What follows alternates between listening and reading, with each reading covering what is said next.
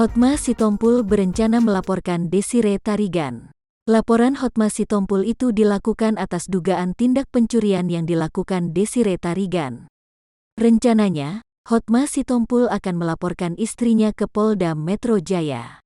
Partahi Sihombing, pengacara Hotma Sitompul, mengatakan, laporan kliennya tersebut sudah disiapkan.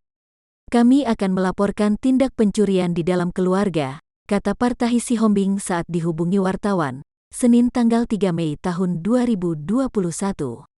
Sebelum melaporkan Desire Tarigan, Hotma Sitompul masih mengumpulkan resume berisi bukti, saksi dan kronologis kasus tersebut. Kami nggak mau melaporkan kalau buktinya belum kuat, kata Partahi Sihombing. Kisruh perkawinan Hotma Sitompul dan Desire Tarigan belum selesai. Hotma Sitompul kini menuding Desire Tarigan membawa brankas berisi uang tunai 10 miliar rupiah dan dokumen penting.